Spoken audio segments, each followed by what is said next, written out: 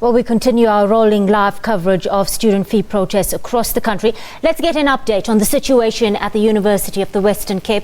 We're live to our reporter, Vanessa Poonah, in the mother city. Good afternoon, Vanessa. Reports of some volatility and disruption at UCT earlier. What's happening now? Yes, earlier we saw clashes between protesting students and private security officials here at UCT, students flinging stones at security, and security, of course, firing what appeared to be rubber bullets earlier on, or little ball pellet guns.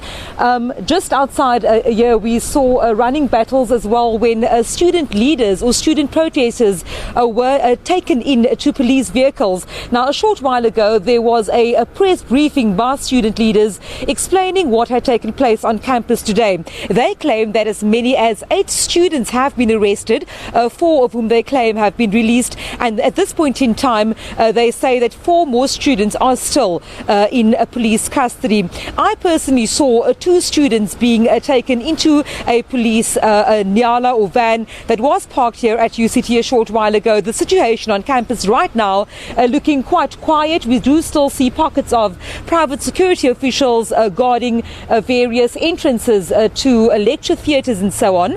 But the students telling us that they will continue their protest action. It's not full-day protests. What we have seen is sporadic incidents taking place all across from lower to upper campus.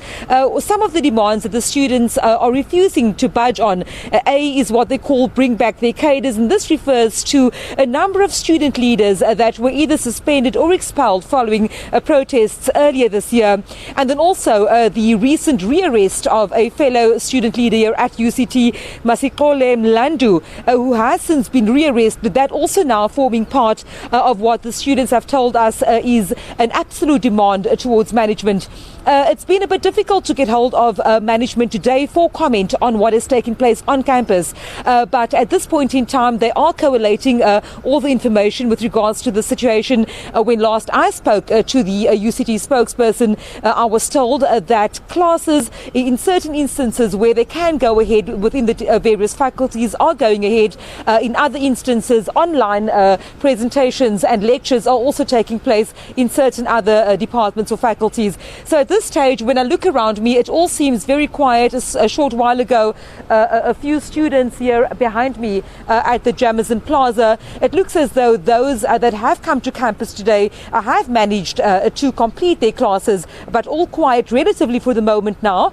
Student leaders saying that their next plan of action will be to go to the nearest police stations to find out more information about where their detained colleagues have been taken at this stage. Vanessa, private security, police on campus, students, they're often complaining of what they call an increasing militarization of their university.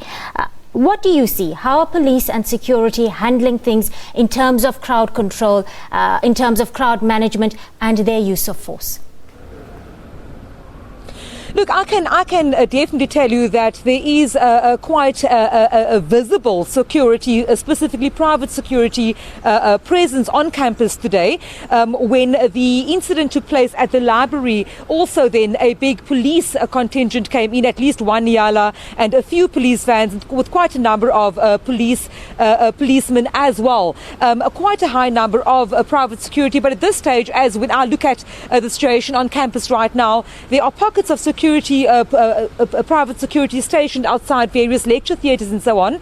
I've also seen quite a number of private security vehicles just monitoring campus, making their way throughout campus to look at the situation. It's interesting that you call that you describe this, the students calling it the militarization of campus, because that is one of the issues that they have highlighted to the media in their briefing just now, saying that they refuse for any sort of learning to continue while there is this militarization. They've accused the private security as well as the police of antagonizing them in terms of their protest action, and which they say has then led to the kinds of violent scenes that we've seen playing out, and also the arrest of their fellow student leaders.